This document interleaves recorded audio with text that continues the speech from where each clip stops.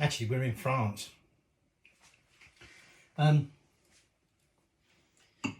We're going to cook a meal that was a favourite of a certain person who painted that. We didn't really paint that, but you can pretend, right? You may recognise the style. Cubist. Yes, we're talking about Picasso. Now, this was a favourite dish of Picasso. It wasn't one he cooked himself.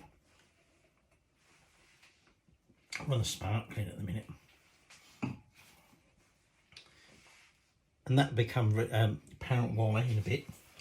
But this wasn't a dish he cooked himself. This was a favourite cooked for him by a great friend. The artist, model, photographer, cook, experimental chef, Lee Miller. Tonight we are cooking Pablo Picasso's favourite Lee Miller dish, which was a camembert and champagne soup. Now, this is quite a simple dish. You're going to want some champagne, but on the other hand, given we're perhaps not quite so rich and decadent as the likes of Picasso and Lee Miller, who was at that time, you can use any other sparkling wine. This is Prosecco. You could use Cava, and actually Cava might be, in a way, a little bit more in keeping with the sort of Picasso Spanish theme, but anyway, sparkling wine, a whole bottle. You're going to want some onions. Now, you either want one large brown onion. This one here, I think, might be past its prime, so whether I use that, I've got two smaller ones here. So I should probably just use two of those, but you've got one large one, one large one. You want some bay leaves. I've got 4 there. Don't forget 4, because you've got to take them out before we do the blending. You want a whole camembert of about 200 odd grams. I think that's 250-ish. A little bit of olive oil. 3 eggs. Well, actually, you only want the egg yolks. You want a little bit of cornstarch, cornflour, cornstarch. And you want half a litre of chicken stock. And that's it. So it's not a simple dish. I'm going to have to be on something else because the wife's on the Prosecco. And she'll tell me if I drink it all. So, let me have that knife, I think. So we're going to start by dicing up our onion. Now, I shouldn't have done it like that, should I? Twat. Never mind. We're going to use the blender, so we are going to blitz it all up. But for the sake of trying to cook it, it would be better if you can make it a little bit finer. Actually, what I might do is I'll use that one, and I'll use one of these other ones. So, everybody probably knows who Picasso is. Picasso did loads of different styles of painting. That picture there is based on his Cubist style. But he went through many styles anyway. We digress a little bit because at the end of the day, this is a recipe by a woman called Lee Miller. Now, I think last year, must be last year, because I think the actress who played her in the film, actually I might have just chopped him off, bugger it. Kate Winslet was up for an Oscars and other awards, although she didn't get the Oscar, which is a bit of a pity. But then again, I didn't see the other films where the women who won the Oscars was in, but never mind. Anyway, Lee Miller, particularly in the film, is portrayed as a photographer, mainly, in the war, Second World War. But she was far, far more than that. I've started chopping the onion. Now, I was saying to you about Lee. Now, way before anything to do with it, like cooking for Picasso and everything, we need to go back to right in her early days. and find out a bit more about her. Now, rather unpleasant, well, rather a lot unpleasantly, and particularly when you're eating, or going to be, at the age of 7, she was raped by a family member, and I believe this went on for quite a lot. This wasn't just a one-off. I might be wrong here, but I think it might be someone like an uncle, but I wouldn't swear to it, it might be wrong. But anyway, it was a family member, and I've got a feeling, from what I remember reading, that her mother found out, and that's how it got stopped. Don't think anything ever came of the person, the rapist, but there you go. But the problem was, as a result of this, she got gonorrhea. Now, you've got to bear in mind, now, I'm putting about a tablespoon of olive oil in there, which is not quite what I've got in there.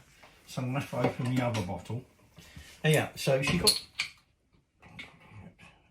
Oh, I thought I'd got to undo that. She contracted gonorrhea, and this is at a time before antibiotics. And the way in which they cured it was horrific. So even at that early stage in her life, you know, this trauma was beginning to affect what she became. Now I'm just going to put, I've got me Dutch oven, as it were, because it's the sort of biggest pot I've got. And we're just going to heat that oil up, and then we're going to fry off that onion in there. Now, possibly because of all this trauma from a very early age, she was constantly being expelled from schools. At one point, she actually witnessed a boyfriend drowning and dying. So all these things had quite a profound effect, obviously, on her development and everything.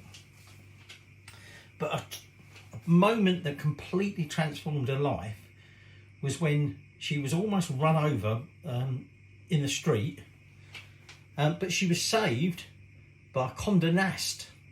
Is it Condé Nast? Something like that. He was the owner of the Vogue magazine, and he actually pulled her out of the path of this truck or whatever, saved her life. But on top of that, having seen her, he offered her a modelling contract. And that really was the start of her, well, all of her careers. It started out as a model on Vogue. Right, that oil's sort of come out to heat, and I've turned it down nice and low. And we now just want to put that onion in there, and we want to gently fry that onion off till it's softened. Like I say, you're going to want a blender. I've got my hand blender there.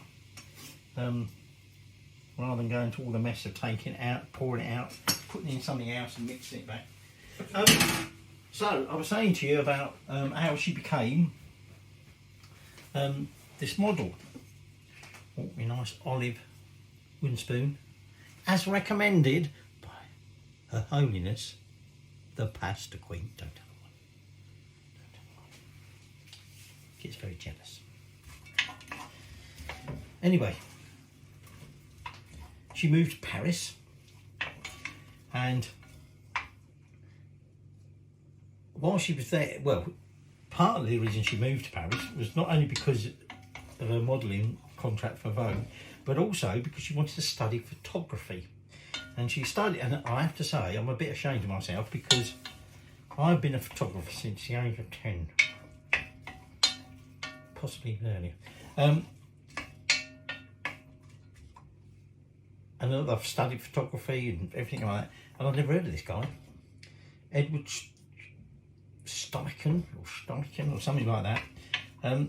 Basically, she went and studied under him, and sort of partly through that, she met the artist Man Ray, and they became lovers. Ooh, need a drink for that one.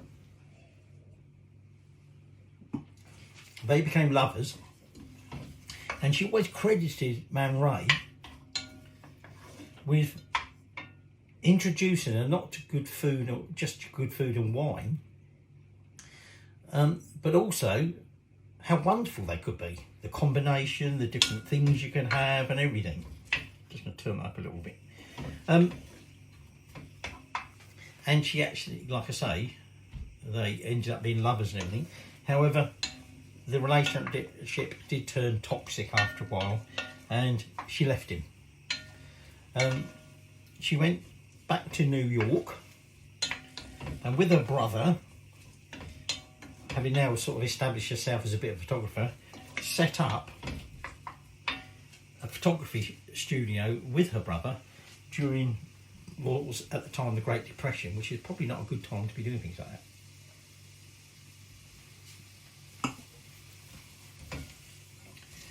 So, there we have her in New York doing all this. Now, whilst there, she met a wealthy Egyptian, which in one respect was good in terms of that partially set her up for life, but bad because it wasn't the greatest of relationships. He was quite strict with her, being the kind of artist and everything she was. A minute, I've just noticed that needs a little bit of a touch up. I think he's capturing me quite well there, don't you? There's my beer. Well, there's a big head on that. I have to have words with him. I'm saying, this is starting to come up, we don't want to brown this. Okay, so be careful with it. I only want it gentle heat, we just want to soften it for now. He refused to allow her to put any of her modern art on the walls of their Egyptian home. And equally, he wouldn't let her furnish it, the home that is. He refused to allow her to make decisions about the furnishings. Well, it didn't last long. She obviously wasn't too happy with all that. So she left him. Didn't divorce at this stage. She left him, went back to London, and there she met a Roland Penrose. Now, Roland Penrose, in the film, played by Alexander Skarsgård. Oh, suddenly the wife's interested in films about photographer.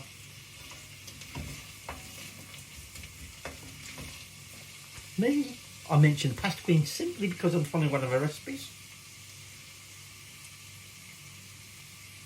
I'm having an affair with her. Alexander Skarsgård in it. Arty film, gotta watch it. Anyway, she met Roland Penrose and they started a relationship. But this was just before the London Blitz started. Right, I think we're just going to cook that a little bit longer. It's almost there now. I might have to get some other wine out because otherwise the wife's going to have no Prosecco. So the onions have softened up a bit. So I'm going to take these all bay leaves, because remember I want to get them out later. And then I'm going to take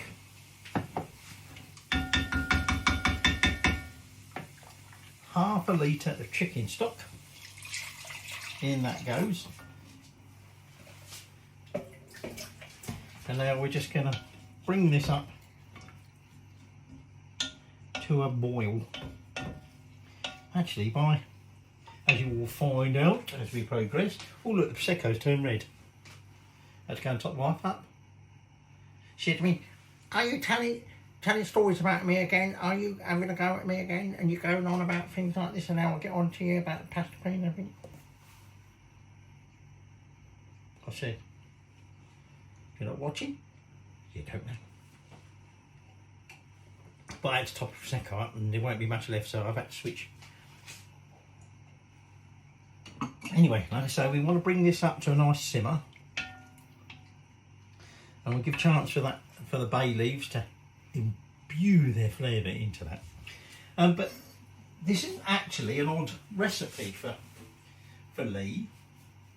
You might say it's a bit extravagant, Camembert with champagne, but as you'll find out later, she did come up with some quite odd combinations. But anyway, I digress. We've moved forward too far. At this moment in stage, she's living in London during the Blitz. She's been a model for Vogue. She's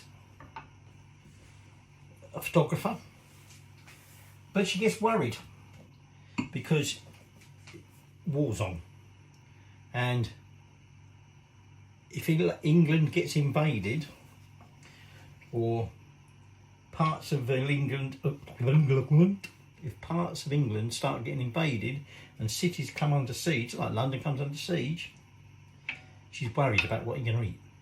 Fortnum and Mason had in their window a one-of-a-kind,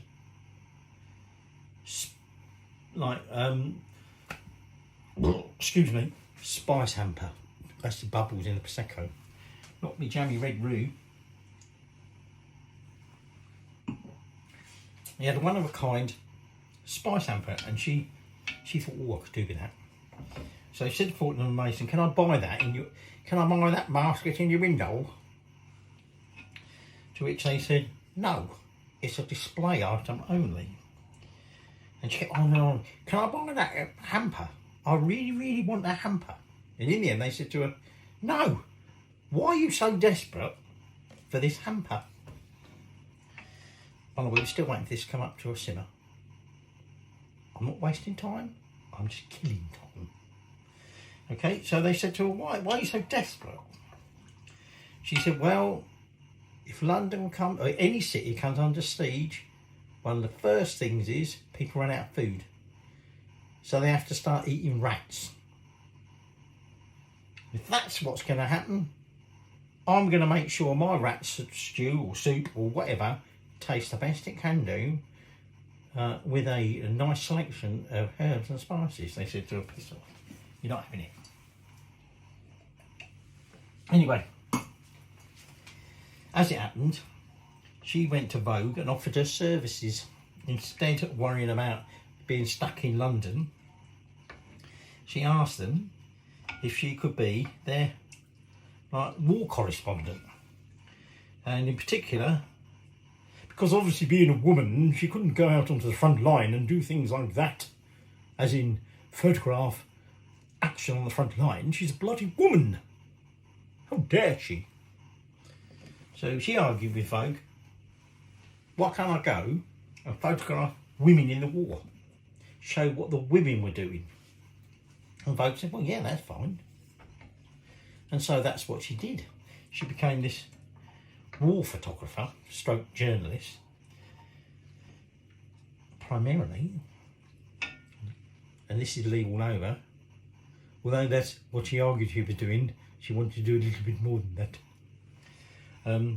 But being a woman, just not acceptable. So anyway, she went off to war, as it were. Albeit not at the front lines. Well, that's not quite strictly true, because she managed to wangle it that she went over on the Normandy invasion. But you will not be at the front line, woman. You're a woman.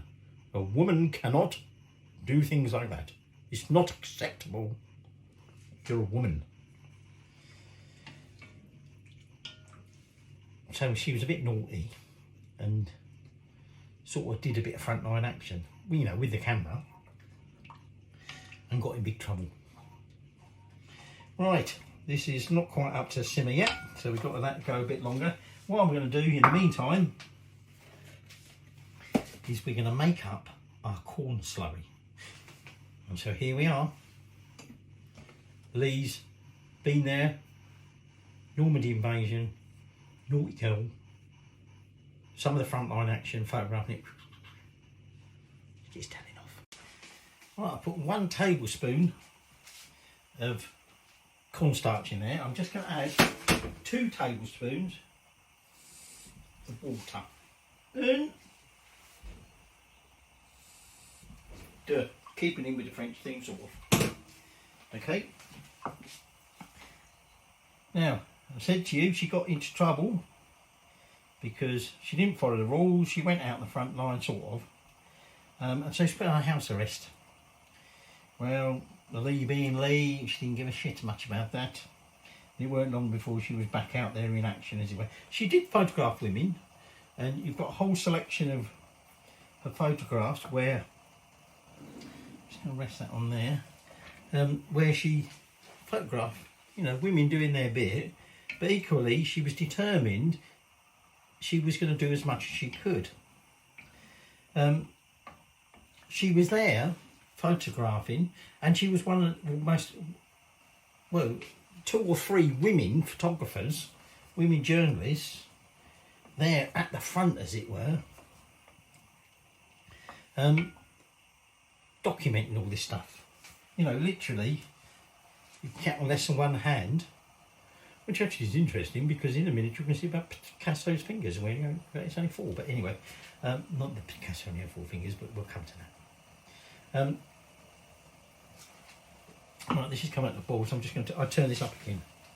I think this is Dutch oven, it's big thick bottom, it takes a little longer to get going. So I'm just turning it down a little bit. What was I saying? Oh yeah, she also photographed Liberation Days in Paris, Belgium and Luxembourg. And then very famously, she photographed, she got access to Hitler's secret Munich apartment.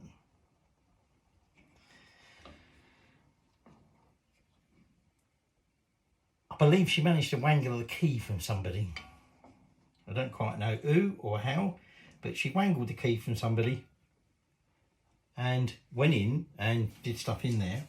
But one of the iconic moments is that she was at that time with a Jewish photographer, and this has obviously not repercussions, but I can't think of the word now. But this is relevant. They were lovers on and off, even though she was sort of lovers with Penrose, although obviously he was off doing other things in the war. But she stripped off and jumped in Hitler's bath and said, photograph me in Hitler's bath. I believe he'd already committed suicide by then. He went in the bathroom. But it was more about the symbolism. And she jumped in the bath. There's a picture of Hitler there and whatever, and Eva Braun or whatever. And she said, take a picture of me having a bath in his bath. And there's this iconic picture of her, which although she didn't take it, it was her set it all up. And then she says to her friend, who I can't think of his name, you get in here and I'll take a picture of you. Here you are, a Jew, bathing in Hitler's luxury apartment in his bath. Can you imagine how much he'd be pissed off with that one? But anyway, that's what she did. She then, now I probably won't pronounce this right, Berchtesgaden, Hitler's lair, wherever it was, I can't remember. She got access to that, and while she was there, like a lot of them, she pilfered a bit of stuff. One of which was a big silver platter, a serving tray, engraved with AH, Adolf Hitler. And she used to often bring that out at dinner parties, although at some parties she did say, I do have to hide the initials, because obviously they won't go down very well. So that's simmered away for a little longer. So now I'm just going to remove those bay leaves. How many bay leaves was there? 4. A bit like Picasso's fingers. Come to that in a minute. Okay, 2. Wait, come here. There's a bit of onion there. Don't take the onion out. 3. Right, where's the other one gone, you little shite? Oh, there it is. No, that's onion. Come on. Don't want to blend you in there. 4. Okay. So now, what I want to do is get my hand blender. Don't knock me wine on that. That'd be a major problem. And we just want to blend this all up. So get rid of all them lumps. I haven't used this for a while.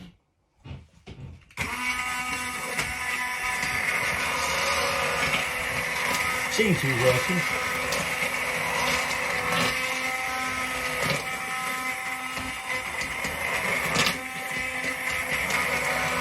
So we want to get rid of all them lumps of onion. Now, I said to you about Lee and Hitler's apartments and everything, but she also was one of the few, and particularly possibly the only woman, to end up going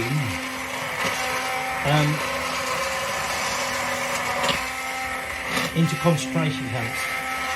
Dachau, and I can't remember the name of the other one, but she photographed what she saw in there, and this was to go on to have a huge, obviously, impact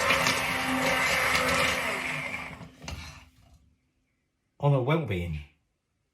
You know, not only she witnessed it, and being a woman, of course, she wasn't really built for that sort of thing, which is a load of bollocks, obviously, but there you go, this was the way they were.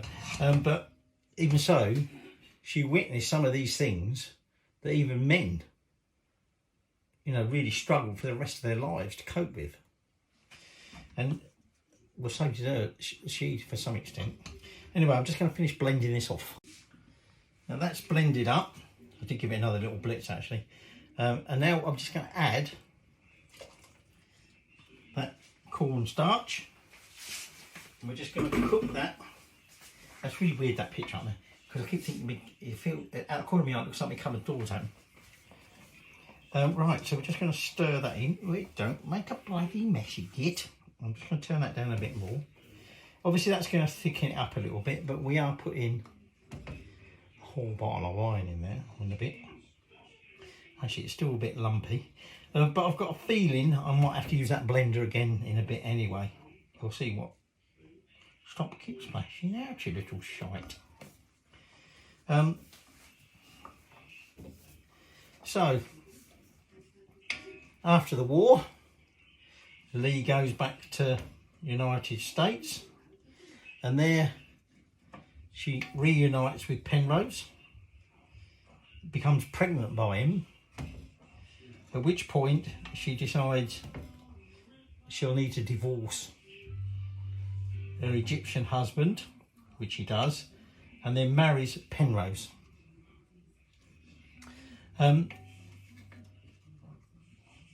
She also come back in contact with all her old Paris friends and everything like that,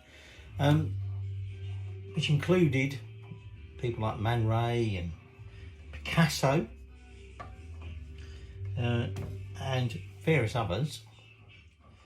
But she goes and returns to England, and they buy a house together in East Sussex, Farley Farm, and that ends up being their family home up until they both pass away. But when she got there, don't keep smashing. By the way, this is my Spanish shirt, my Desigal shirt. First time I bought this and wore it, somewhere bloody hot that the wife made me go to. It goes transparent when you get sweaty.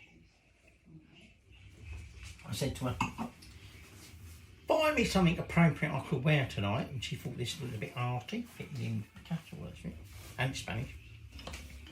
And I said to her, yeah, if I get sweaty, you go transparent.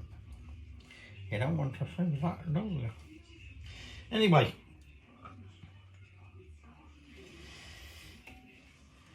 that's starting to sort of cook through a little bit. So at which point, I'm just going to get the other bottle of sparkling. Hey, don't you dare come out with it. out of the freezer. Like I say, Lee used champagne. We've got a bottle of Prosecco because it's cheaper. Okay. Oh, that's a bit of a nuisance. Go on. Why don't you? Right, I'm not going to take that cork out just yet. We'll just put that there. Let me just. What am I going to do? Move that there, move that there, move that there. Now I can get rid of all this other rubbish, the bay leaves and everything. So, like I say, she's back in England. They bought this place, Farley Home, and they make this home. But she decides she wants nothing to do with her past life. The trauma of everything she's been through. She hides all the correspondence, everything, including all the photographs she'd had. She stashes them in the ashes. She stashes them in the attic and never ever talks about them again. Now remember, she was pregnant at this time, and her son knew nothing. When he was born, growing up, he knew nothing. She never spoke to him or anybody else about what happened during the war. So at this point, we want to unwrap our camembert. Where's me? Oh, there it is underneath it. Now, the whole camembert, like I said, so anything from about 200 odd grams upwards. And what we're going to do is, just to aid what we're going to do next, is I'm just slicing this up, if you like. We're just going to cube it, sort of. Let's try a bit of camembert. I've left this out of the fridge so it's not running.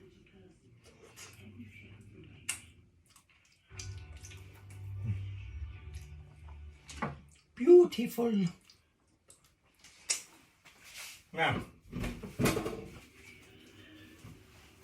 the reason this comes about is because, having decided she's never ever talking about the war again and what she did, she reinvents herself as an experimental chef.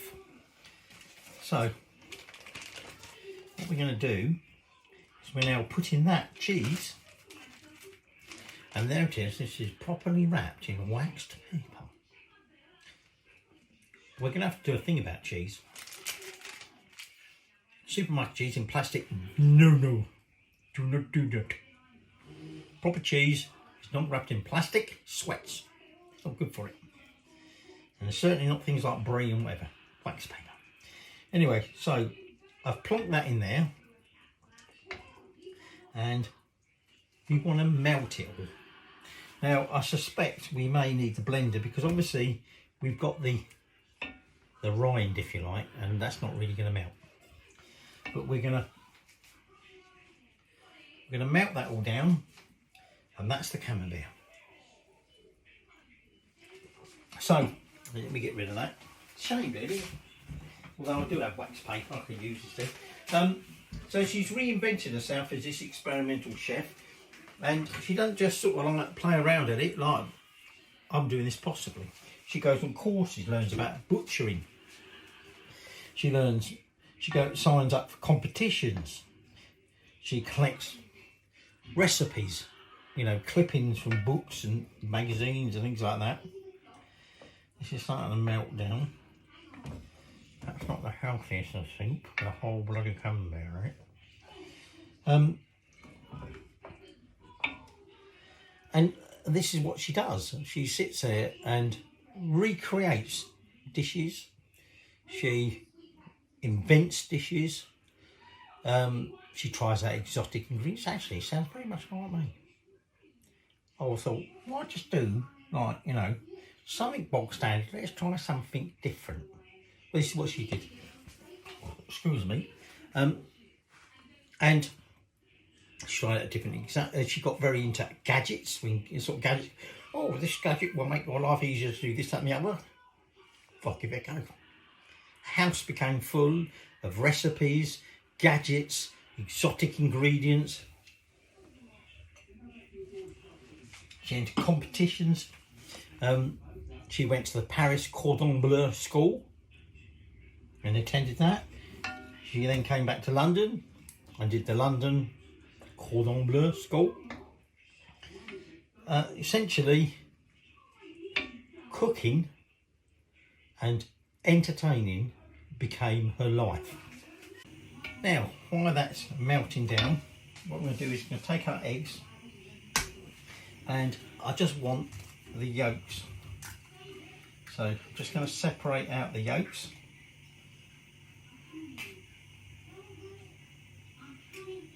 You can keep the whites if you want. To make meringue or whatever, it's up to you. I should probably end up bothering this up now. There we go. Whoops. Oh, that's weird. It's very stringy. Oh, hey, don't you dare go in there, you little shit. Well, that won't be used for meringue now. I knew that happened. I'd normally use a different dish, but I'm not after getting meringues. Too many other things on the go at the minute. Anyway, so like I say, she invented herself as this chef, and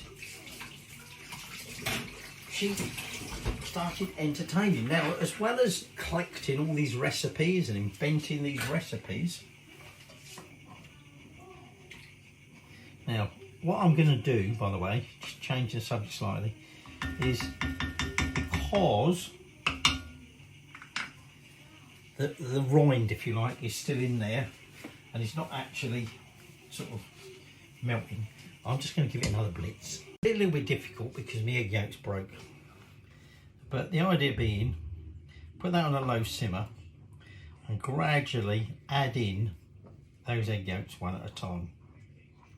I mean, I could have broke one at a time into it, but no, my luck, it would have probably gone in there with everything else as well. And so remember, the only other ingredient after we get these eggs in there is that champagne. So anyway, for 20 years, Lee, oh, there's a bit of shout there, good job that didn't go in there. Lee entertained. She entertained Picasso, Miro, Henry Moore, Max Ernst, as well as family friends and everything else like that. But she would get them dining on things like cauliflower breasts. So cauliflower made like ladies' breasts. Gold chicken, pink heaven. She came up with all these weird and wonderful sort of combinations and names. But not only was she good at feeding people, she was an excellent hostess. So we're just cooking this egg off, by the way. And she knew it wasn't just about coming up with some food, it had to look good. And her art background meant she knew how to make things look good. But equally, she knew it was all about smalting house. So if she held a dinner party, which she did frequently, she didn't just hold a dinner party, she found out about her guests. Excuse me, can't blame the Prosecco because I've been on this for a while. She, oh, what's that in there? Oh, that was all. That was all. Something in there, I don't think that should be there, I don't know what it is, but we'll get that out.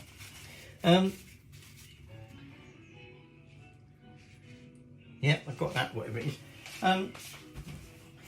She found out about her guests. She found out what they liked, what they didn't like, food-wise. Equally, she found out about what interested them. And she kept all these in notebooks, all these records in notebooks, so that when she was, you know, entertaining, and the sort of conversation dried up a bit, she knew how to get it all going again. Oh, the croissant, let's not wrap everything. Oh my God, I don't think I know. And not only did she keep her guests engaged and entertained, she would often say to them, come on out here in the kitchen, grab this, do that and the other. She got them involved with it. which obviously made it more fun for them and in a way less work for her. Just turn that heat up a fraction. Just spike another little bit there.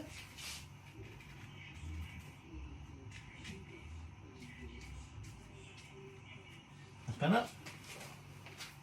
Got to keep the portrait going. Now I'm opening the sparkling, so just going to add about half of it now. Oh, excuse me. Actually, it's not quite half, is it? To be honest, I'm wondering whether I really want to put a whole bottle in there, because it has become rather running. But anyway, we'll see. Perhaps we might switch back and drink the other half. I don't know. So anyway, just going to keep this stirring for now. So, although there's some sort of denial in it, it's quite obvious she did suffer from probably post-traumatic stress disorder, and she did suffer from depression and possibly alcoholism. But in the 20 years that she lived at Farley Farm before she died, she did appear to beat both of those. And she finally died in 1977. I think Roland might have died before her, not sure, but whatever. Her son Anthony, who by then had a child of his own, Amy, although she went by a French surname, Bournuit, and I haven't written it down, can't remember, but it's not Penrose. So whether he wasn't married to the mother or not, I don't know. But the pair of them went up in, well, clearing Farley farmhouse out, went up in the attic and discovered this treasure trove, if you like, of notes and books, that, you know, booklets that she'd written, things in it. 50,000 photographs, all about the war. And it was at that point they realised what she had achieved during the war. Because remember, she's a bloody woman, she can't do things like that. But she did. But she had never ever talked to her son about this. And here it was in the attic for all to see.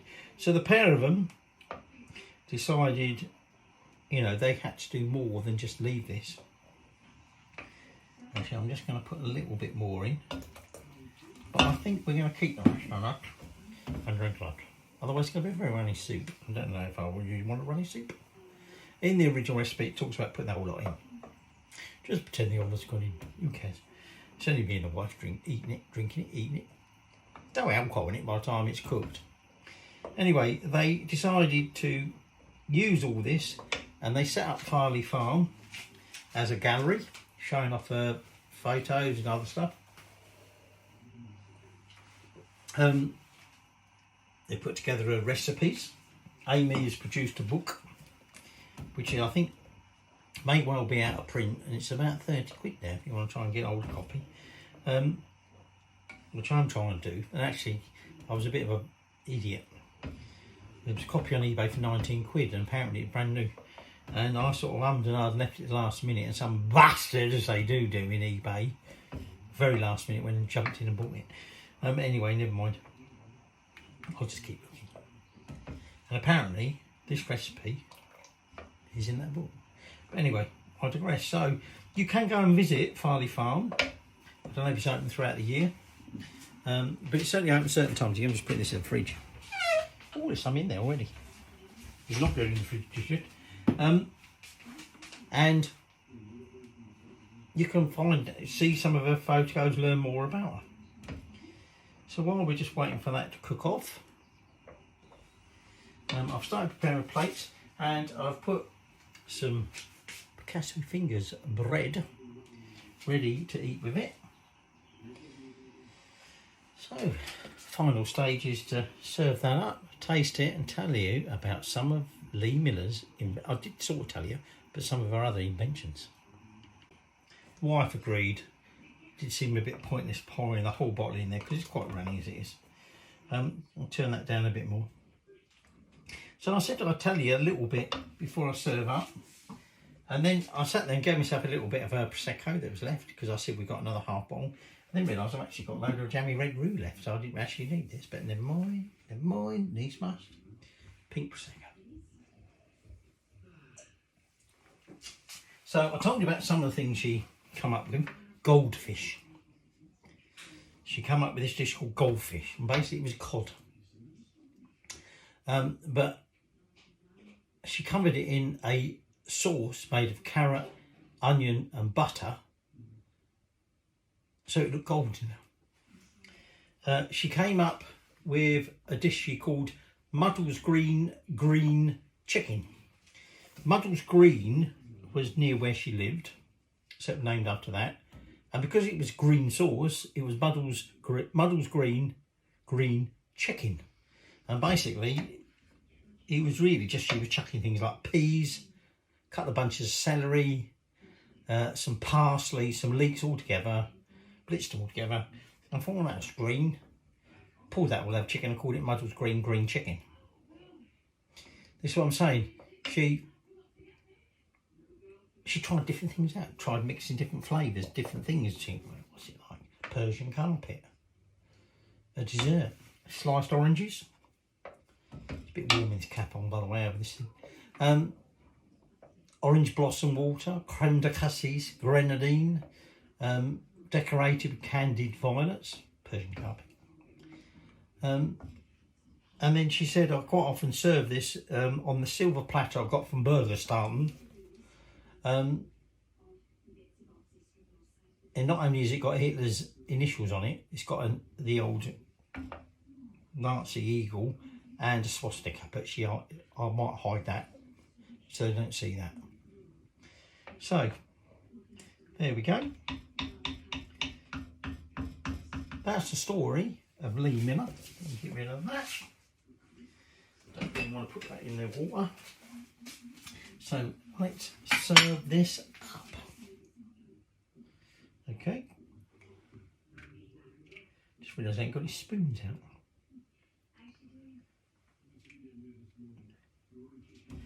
So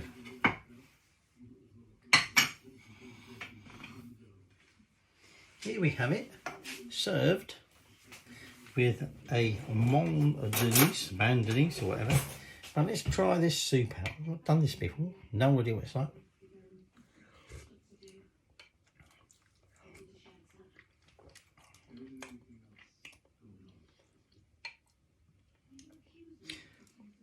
There's a flavour coming through.